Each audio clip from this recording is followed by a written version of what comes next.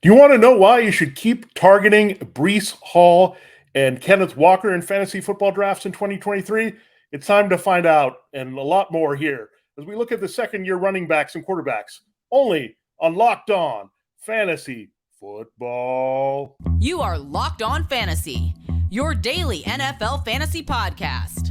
Part of the Locked On Podcast Network, your team every day.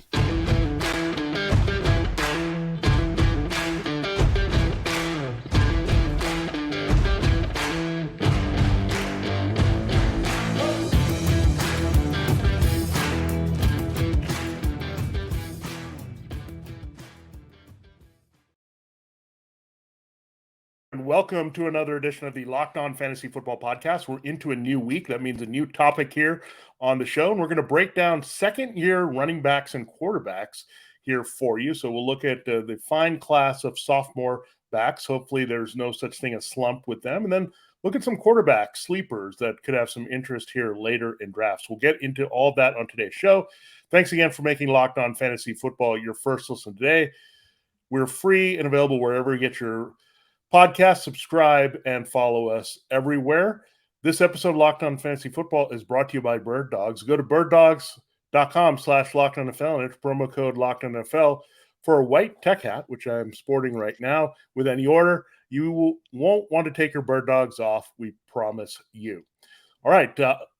Before we get into it, I'm one of your co-hosts here, Vinnie Iyer. As usual, when I'm not doing this, I'm writing for Sporting News, Fantasy Football, and NFL. Hey, I'm MIchelle Madgziuk. I am a researcher for NFL Network and a fantasy analyst for NFL.com. All right, so today, MIchelle, we're going to look at the second-year players. And again, we don't want that word sophomore slump. We want sophomore sensation with all these guys. And what we'll do in our first segment is look at the running backs that have the most draft value here and all the way actually through RB2 rankings here with these guys in half-point PPR. So I'll quickly run down where they are according to Fantasy Pros here. Breece Hall of the Jets still steady and strong at 13 on the board at running back. You have a Kenneth Walker of the Seahawks at 17. Dameon Pierce, last year's steal as a rookie with the Texans here at 22. And rounding out the RB2 options among your second-year running backs, Rashaad White of the Buccaneers. So, MIchelle, what stands out to you about this quartet? I think the number one question we have to ask ourselves is Breece Hall worth the draft cost? Because he's still going as a running back 13, 28th overall. We all saw the talent. I mean, he was well worth his draft price last year. From weeks 1 through 7, he was a running back 8 in points per game, was scoring 16.4 points per game, had the 6th most scrimmage yards among running backs. I mean, and the only guys that had more than him were all just like the top elite guys. And now he's joining, like he gets to go into his second year on a better offense, you would assume, with Aaron Rodgers, more scoring opportunities, should be more holes for him. It just comes down to the injury. Will he be fully healthy? Right now, he's placed on the PUP list prior to training camp. He hasn't come off that yet. The team is, brought in Dalvin Cook for a visit. He hasn't signed as of yet, but it just seems like he might not be 100% good to go. Yeah, and that's the concern here. The Dalvin Cook dalliance is something that we want to pay attention to with the Jets because it kind of gives us an indication how healthy do they think Breece Hall is going to be. I mean, he's looked okay, and all the indications are that he's on track. And yeah, I still agree with you. This is a very aggressive ranking for someone who had a major knee injury and as a rookie. So he still has to recover and work to get there. And again, I think if they don't move on with Dalvin Cook and try to add him, that's a really good sign. And then you can kind of have a feeling that they're going to go to Breece Hall like he was before he got hurt here. So there's that to consider. I think his ceiling is just so high with this offense. And again, there's some parallels here, right? Aaron Rodgers on this new team with a lot of defense.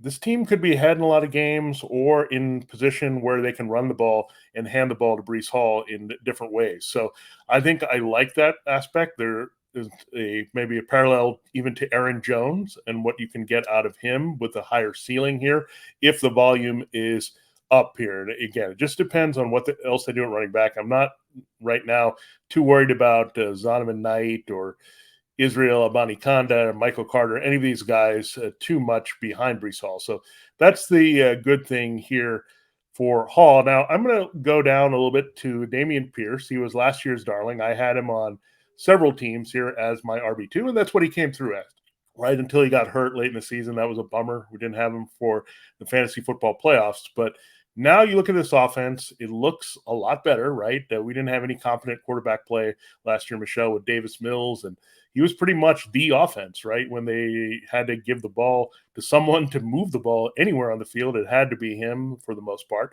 So now you look at this offense, you got CJ Stroud in there, you got this 49ers zone blocking running scheme in there, you've got some okay receivers, and maybe a little bit better blocking tight end there, Dalton Schultz. So the only concern here with Dameon Pierce, you got Devin Singletary hanging around. Now, what do you think we can expect from him? Year two, it's hard to adjust to a new offense, but I'm a little skeptical with Pierce only because he wore down late last season, and I think Singletary maybe been a bit better than a lot of people thought last year in Buffalo.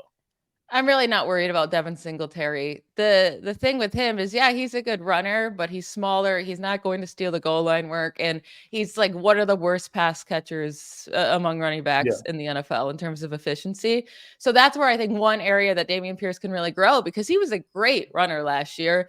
And the only thing that really held him back was when the Texans were getting destroyed in the second half of games. They went away from the run game, and then injuries towards the end of the season. But Pierce had 9 games with 15 plus carries last year. He averaged a very solid 14 points per game. Now, is that like absolutely amazing? No, but it's solid, and is for his draft cost, like you'll be happy with that. The thing is, he didn't have a ton of targets. He only scored 3 rushing touchdowns in those games that he had those 15 carries. But with Rex Burkhead gone, it sounds funny to say, but Rex Burkhead was like the main receiving back there, and that's who would come in the second half of games. I think that helps Pierce, and I think he should see more targets this year. I think he's super talented, and his draft cost isn't as scary as Breece Hall's, where Breece Hall, you're picking him over, a Najee Harris or a Joe Mixon or a Travis Etienne, other guys that should be super, super valuable, and that's just too pricey for me. But with Dameon Pierce, you're picking him over Alvin Kamara, over Cam Akers, over James Conner. I'm fine doing that, and I think he has high upside. Yeah, and it's all about the value. We talked about it, MIchelle, in relation to the rest of the field. Now, Breece Hall's price is too high right now. If you're expecting him to hold up like one of those workhorse backs that get 20-plus touches per game, that's fine. But when you look at Dameon Pierce, you don't need that much, right, to come through as an RB2. So his price is just right here, and I think that's the most appealing thing about Dameon Pierce on top of this offense, just the scheme and organization just being much more improved. Now, one guy I did say, well, maybe you can address Kenneth Walker here, but I did say I'm going to avoid Rashaad White in drafts. I just don't want to be attached too much to the Buccaneers offense. I just don't want Baker Mayfield and banking on him moving the ball in the passing game. Now, I hate to do this because I like Chris Godwin. I like Mike Evans. I've had them on my team before, but Rashaad White could rack up a lot of catches, and that could be a saving grace here, but I'm not 100% sure that he's going to be getting all the work that we expect, and maybe they'll limit him a little bit. And I just don't trust this team altogether offensively in transition.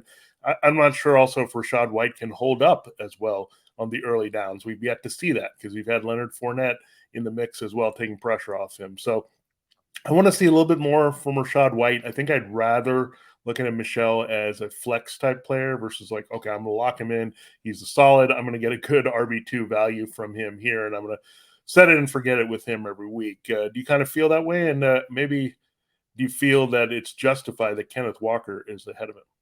Yeah, I definitely think we'll get to Kenneth Walker here in a second. I think Walker deserves to be ahead of him. But Rashaad White, he's been so hard for me this year. I can't figure out if I'm on board or not on board, but I think his draft cost is fair, right? He's going as a running back 21, 63rd overall. He was terribly inefficient last year, like he as a rusher and as a receiver.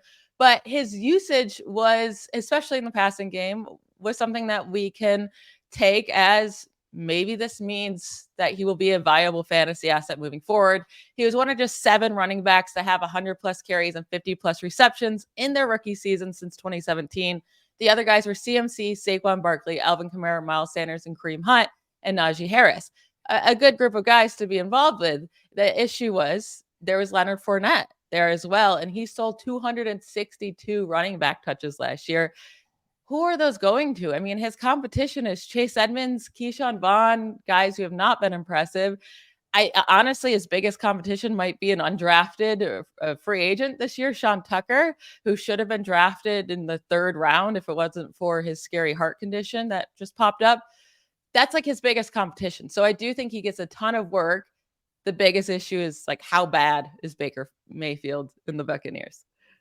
Yeah, I don't necessarily like forced volume-based plays, if that makes sense. Like, I want something beyond the volume that I can feel confident about. And as much as Chase Edmonds is not great, he's still some guy that can catch passes, right? If they need to. And if Rashaad White is disappointing or they're not comfortable giving him too many touches, we can go in that direction. But I also don't see the Buccaneers moving the ball enough. Typically, MIchelle, my policy is stay away from running backs on bad teams as much as possible. And this figures to be a bad team this year. So that's something to consider. I don't think the Seahawks are going to be a bad team. And if you look at Kenneth Walker, we talked about it before. Our only concern here is maybe Zach Charbonnet cutting into work, but Charbonnet is banged up here in training camp. And Walker, look, the numbers were pretty darn good when he came in and took over. And as expected, Rashaad Penny broke down in his final season in Seattle. And Walker kind of just lived up to what he was at Michigan State. So I still think Walker is a really good value here, especially where he's going in the RB2 range. Right now, he's ranking, as I mentioned before, 17th in half-point PPR at running back. Yeah, so I do think his cost is reasonable. I think he'd be going way higher, obviously, if they didn't select Zach Charbonnet in the 2nd round. But I do think he's a safe pick, right? It's because last year he didn't really get to start until week 6, but from week 6 through 18, he scored at least 12 PPR points in 11 of those 12 games. And he did that without scoring a touchdown in any of the last 5 games. So it wasn't just touchdown dependent. He's an super explosive guy, had 10 carries of 20 plus yards as a rookie, tied for the 2nd most with Derrick Henry and Nick Chubb, when those guys had like 100 more carries than he did last year. So it's pretty crazy. My biggest concern, honestly, right now is that he is dealing with a groin injury in training camp. Those can linger. So if Zach Charbonnet kind of gets his chance to show what he can do, but it does feel like Pete Carroll loves to run the ball, but he also loves to have one guy, right? So when they drafted Rashaad Penny and Chris Carson was there was worries there that they'd be splitting. It really, all the work went to Chris Carson. Last year when they drafted Kenneth Walker, there was worry about Rashaad Penny. Well, all the work went to Rashaad Penny until he got injured. So I do think maybe we're discounting the work that Kenneth Walker will have quite a bit. And he's so explosive and can break off those long runs. I kind of like where he's going right now. Yeah, and we want to go a little bit deeper than these guys, and we'll do that. I mean, there's a lot of intriguing names, including Isiah Pacheco. We'll talk about in our next segment if any of these guys have the potential to outscore this group of players we just talked about. So exciting to explore second-year players. They're exciting up-and-comers, maybe underrated in relation to the rookies in terms of hype. So we'll talk more about several running backs and also look at the quarterbacks here in year 2, see if you can mine any fantasy football value there. Welcome to Locked On Fantasy Football once again. I'm Vinnie and MIchelle, your destination to become the smartest fantasy football player in the league. We're part of Locked On Podcast Network, your team every day, your fantasy football team every day. We told you at the top that this episode of Locked On Fantasy Football is brought to you by Bird Dogs, and I am sporting some Bird Dogs right now, MIchelle. The cap is something that you can get as well as a listener and a viewer of Locked On Fantasy Football, because there's a very special offer right now on the table, and that's the free gift you're going to get with Bird Dogs. And if you haven't heard about Bird Dogs, they make you look good. A Bird Dog stretch khaki short designed to make you look slimmer, fit through the thigh and leg, giving you a totally sculpted look that you want. And it's still hot out there, so you want to have those shorts. And Bird Dogs shorts do the exact same thing as Lululemon, but fit way better. They fit better than regular shorts that are made of a stiff, restricting cotton. They fixed this issue at Bird Dogs by inventing cloud knit fabric that looks just like khaki but stretches, so you get a way slimmer fit without having to sacrifice movement. So really, it's great. Again, right now I am sporting some Bird Dog shorts. I've got the hat on, and very comfortable as we record here. So it's a lot of real comfort clothing that you're going to find at Bird Dogs, and you can wear them in active settings or just transition for a day on the town. So really, it's great. All you have to do is go to birddogs.com/LockedOnNFL and enter the promo code LOCKEDONFL. Either way will work. And you'll get this free white tech hat with your order. That's right. The birddogs.com LOCKEDONNFL promo code LOCKEDONNFL for this white tech hat that you'll get absolutely free with your order. You won't want to leave and take your bird dogs off. We promise you that. All right, Michelle, it is time to continue the show and look at some other second-year running backs that we're interested in here this season. The next person up here in the half-point PPR rankings, according to Fantasy Pros, at 28 is Isiah Pacheco of the Chiefs. Then we've got James Cook of the Bills at 30, Brian Robinson Jr. of the Commanders at 34, Tyler Algier at 44, and also in the top 50, we'll break this part up between pre-top 50 and after top 50. We have Jaylen Warren of the Steelers at 47. So of this group of 5 running backs, what stands out to you? I think people are getting really excited about James Cook. He has a lot of good reports coming out of training camp that, he's taking all the reps and he's the clear cut. He looks like he's going to be the clear cut guy over Dameon Harris, all that, blah, blah, blah, blah, blah, blah, right? Mm-hmm. I can't trust Bills running backs. I will be completely upfront. I was a Zach Moss truther to the highest extent. There's no one that believed in him more than I did. But I also really liked Devin Singletary for a while there too. It's just none of these running backs tend to matter when they're playing next to Josh Allen. No Bills running back has averaged 12 plus fantasy points per game in PPR leagues in any of the last 3 seasons since Josh Allen broke out. And Devin Singletary's 12.3 points per game in 2019 were the most in a single season throughout all of Josh Allen's career for any running back on the Bills. They just don't use their running backs consistently enough. You never know what's going to happen, especially when they get to the goal line. It just feels like Josh Allen takes over at all times, and they like to play multiple running backs. So I think Dameon Harris is going to get in as well as James Cook. James Cook will have some good games, but he's also going to disappear a ton. It's not like you're spending an early draft cost on him. So I don't hate taking the chance on him. I just don't expect much. Yeah, I understand that completely. And Josh Allen, let's just face it, he's a ball hog, right? He's going to throw a lot. He's going to throw nearly 70% of the time. When it's near the goal line, he's going to call his own number, a lot of it. So that's tough, right? And that's why Josh Allen is a consistently elite QB1 here, because he's going to eat up those key rushing numbers as well for this team. And I think maybe we're just forcing it to happen to say, hey, the Bills got to run the ball sometime too, and someone's got to touch the ball enough times to have an impact, right? To some degree, but I think they have a cap ceiling, right, Michelle, just because of just the availability of touches in this offense and opportunities really with the passing game as well. When you have more weapons right now, the passing game, when you add Dalton Kincaid, maybe Khalil Shakir has a bigger role, so maybe less dependent even on this backfield to catch passes. So that's a little bit concerning. Now, the guy that I banged the table here, the guy right before him in the rankings, Isiah Pacheco, and I'm still surprised Pacheco is at 28. He still could be rising here. I know Jerick McKinnon is back.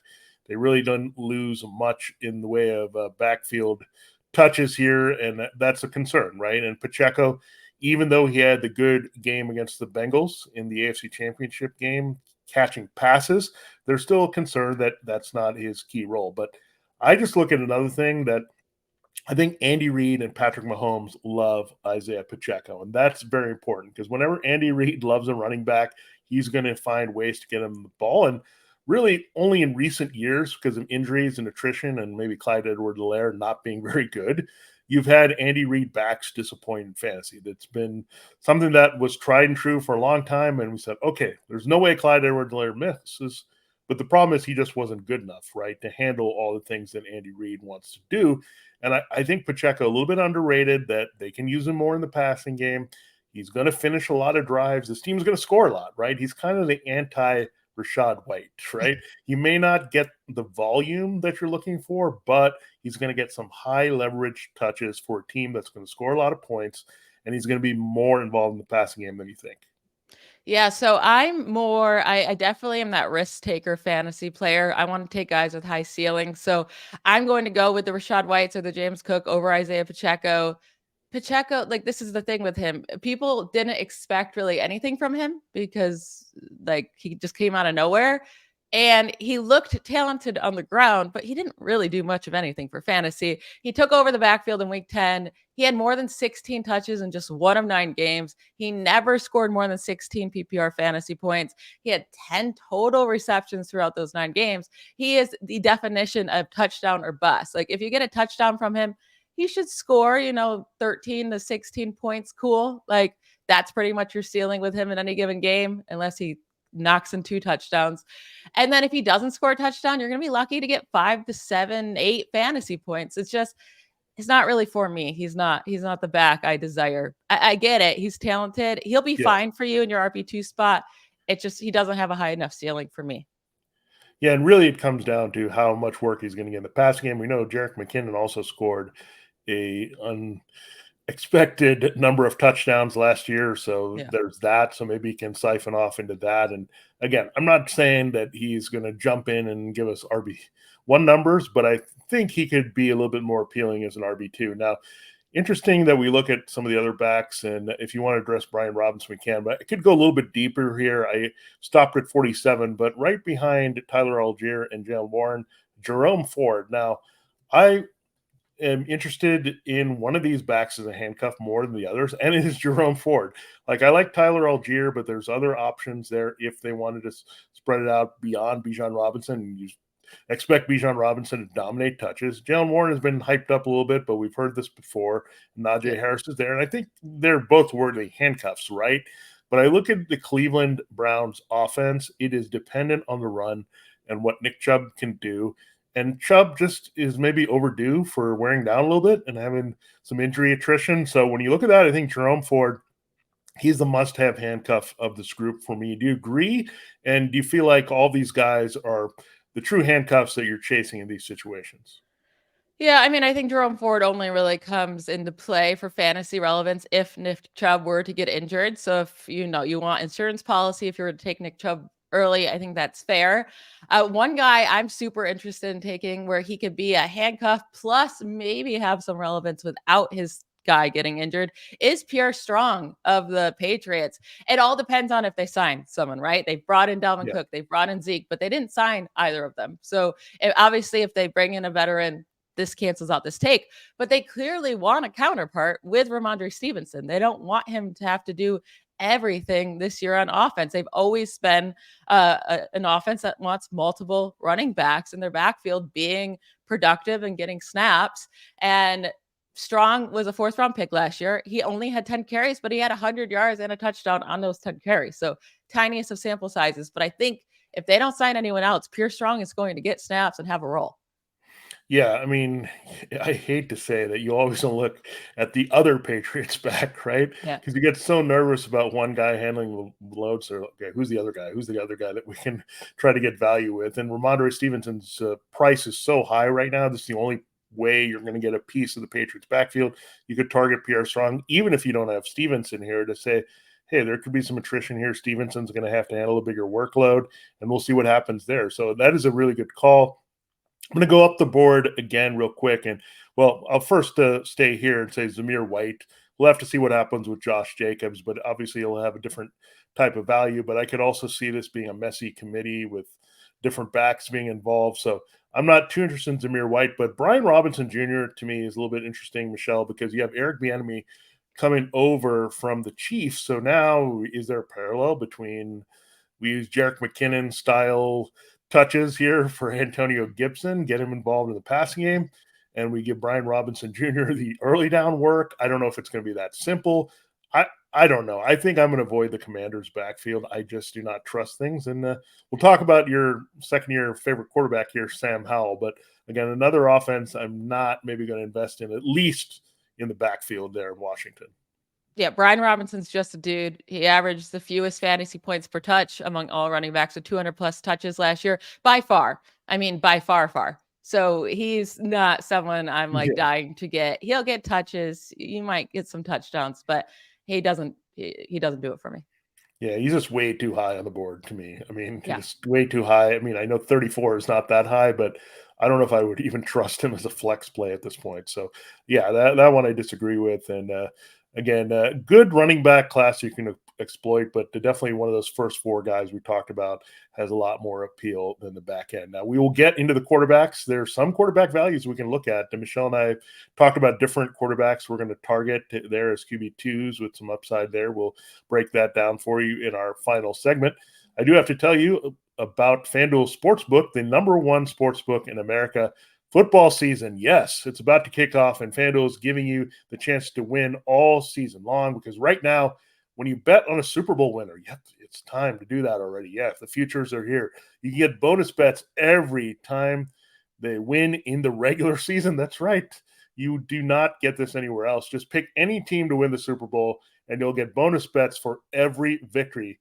Then you can use your bonus bets on spreads, player props, over, unders, and so much more. So visit FanDuel.com/lockedon and start earning bonus bets with America's number one sportsbook. That's FanDuel.com/lockedon. Hey, you might be targeting the Chiefs or maybe going a little bit deeper with these picks here for the Super Bowl, but really cool opportunity here. So take advantage of it.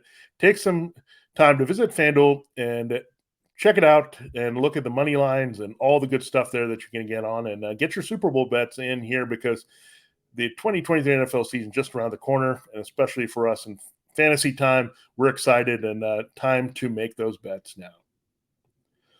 All right, MIchelle, it is time to close the show, and I have four quarterbacks I've listed here. There's not a lot here in terms of the quarterback, and I think it's even less maybe appealing than the rookies this year, this group, but I'll still mention them. You have Kenny Pickett, 22nd on the board at quarterback out of Pittsburgh. You got Brock Purdy. He's still in the mix at 23, so this is an indication that we all expect him to start here over Trey Lance in this 49ers offense. Sam Howell comes in at 27, and Desmond Ridder of the Falcons at 31. Now, look, this is not a group that you're going to look for, okay, one of these guys is going to break out and give me QB1 potential here, but there's some value. And MIchelle, we'll start with you. I know you've mentioned Sam Howell a lot, and I can totally see his appeal here given his receiving core. Yeah, I was going to say, excuse me, sir. I do think there's a breakout candidate in this group that you're way underselling. It's Sam Howell of the Commanders. I understand he was only a fifth-round pick last year, but he was Daniel Jeremiah's 48th overall ranked prospect entering the draft. He was never supposed to fall that far. We don't know why he did, right? But it seems like he's going to get the chance to start this year. He led FBS quarterbacks with big-time throws over his time in college from 2019 to 2021. He was one of just 4 FBS quarterbacks to have 3,000 pass yards and 800 rushing yards in a single season since 2017. You want to know the other guys? Lamar Jackson, Kyler Murray, and Jalen Hurts. That's it. Like, what he did is truly impressive at UNC. But then he gets one start last year. He scores 18.3 fantasy points. By the way, Kenny Pickett started 12 games, and he had one game with more than 16 points. Howell scored 2 touchdowns in this game, something Kenny Pickett never did throughout his 12 starts. And he has that mobility to get those extra fantasy points on the ground. We saw in his first start, had a 9-yard rushing touchdown, 35 total rushing yards. He threw a perfectly placed bomb to Terry McLaurin for 52 yards, and then had 3 separate receptions of 30 yards, 22 yards, and 20-yard completions to Jahan Dotson. I love Sam Howell this year. He's my favorite late round pick. And also, I think Brock Purdy is a nice late round pick as well. Yeah, I do like the weapons, right? On those teams, you cannot deny the weapons, and the offensive systems are in the favor of those quarterbacks, maybe even more so than the other situations, right? I don't think there's a debate about that, because you look at Falcons and Desmond Ridder. Marcus Mariota had a few games last year that you saw him put up some numbers, but Desmond Ridder is going to be in a run-heavy offense with Bijan Robinson, so I do not like those type of offenses to target even some athletic quarterbacks such as Ridder. Now, I'll go back to Kenny Pickett. I know we're in a difference of opinion here. I do like Sam Howell. I do. I'm just a little concerned here that I've not seen him, right? He's a bit of an unknown quantity. Now, you could also argue that we've seen Pickett, and it hasn't looked great with the numbers, and we've seen that Matt Canada is back there as the offensive coordinator. But I think the biggest thing for Pickett, as we've talked about before, he's got to run the ball a significant amount to help. And now there are some things we like. The Steelers should be a little bit better in the passing game with better health. They should have better offensive line.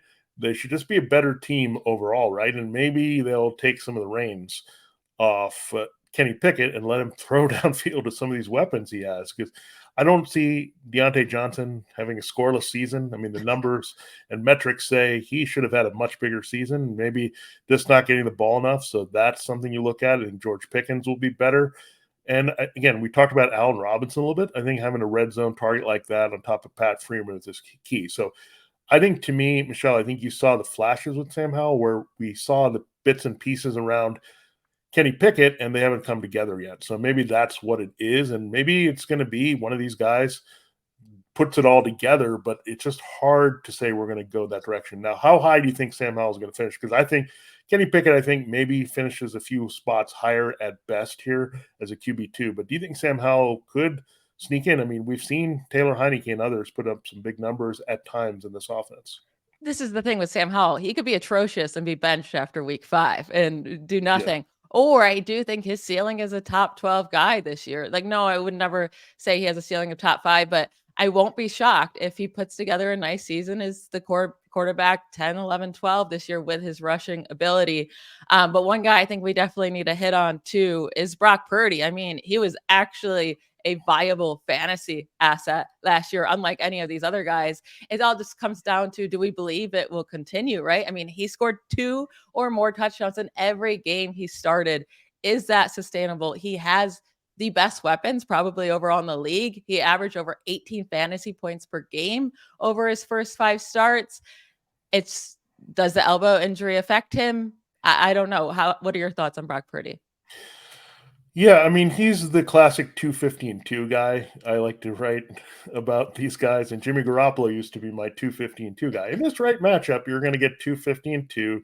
You're going to get almost nothing in the running game, right? So that's the biggest thing with Brock Purdy, where Sam Howell, you talked about his athleticism. We know Kenny Pickett is a good athlete, but that's my only concern with Purdy, is that he's going to give you nothing there on the ground. It's going to be short passes, get it out to McCaffrey, but he could also fall backward into fantasy points with the weapons he has, right? With Brandon Iyer and Deebo Samuel and McCaffrey and George Kittle. There's just guys that are going to produce around him and get him to that. I just don't think he's going to give you a high ceiling. I think he's a strong backup, right? If he wins that job, the elbow's not an issue. He's going to keep that starting job. So look at that. You put him as a backup, you know what you're going to get, right? You can get away with just having him, if you've got a high-end QB, say, a Josh Allen or Jalen Hurts or Patrick Mahomes, you just get Brock Purdy as your backup. Just make sure the matchups line up with the bye week and go from there. But when you look at Purdy, I think that's the only concern with me. I think he's a great distributor of the ball and he can put up some numbers, but keep in mind Garoppolo was a good streamer at times and could platoon, but you didn't have those numbers that you could say, okay, we're going to put him out more than a few times a season. Yeah, I play in quite a few super flex leagues, which is basically just a 2 quarterback league because you can start a quarterback in your flex spot. And either Sam Howell or Brock Purdy, those are my favorite quarterback 3s to get. Like, you draft your 2 quarterbacks early on in the draft because they're so important in those type of leagues. And then you kind of wait and you get to wait a bit. And then you take Sam Howell and Purdy and they give you that upside where you could hit on another starter. So I that's my process there in those type of leagues. Yeah, it really, a lot of quarterback comes down to the system, right? The system, the weapons, things around these guys. If they're not maybe the light up type guys, right? There's some guys that can put up numbers independent of who's around them. Patrick Mahomes, it doesn't really matter what receivers you throw out, but these are not those type of players. So as young quarterbacks, you have to look at the systems, you got to look at the support, and then go from there. And then if you can say, look, Howell has good support, you can definitely go in that direction. If we think Pickett has good support, you can go there. And we know of all 3 quarterbacks, Purdy has the most support, right? Offensive line, weapons, everything is there nicely for him. So again, these are some good values. Definitely you should consider even as QB2s. If you're not drafting them as a third and super flex, you can definitely look at them as QB2s in the leagues where you start 1 quarterback for sure. So really good stuff here, Michelle, breaking down the second year running backs and quarterbacks. So thanks again for making Locked On Fantasy Football your first listen every day. Everydayers, thanks again for checking us out with our shows every day of the week. Tomorrow on the show, that means we're going to focus on second-year wide receivers and tight ends. I'm excited about this. We'll talk about Garrett Wilson and Chris Olave and Drake London and all these young stars, Christian Watson. Yeah, I'm ready for it, Michelle. So looking forward to that conversation. For Locked On Fantasy Football, this has been Vinnie Iyer. And I'm Michelle Madgziuk. Bye, y'all.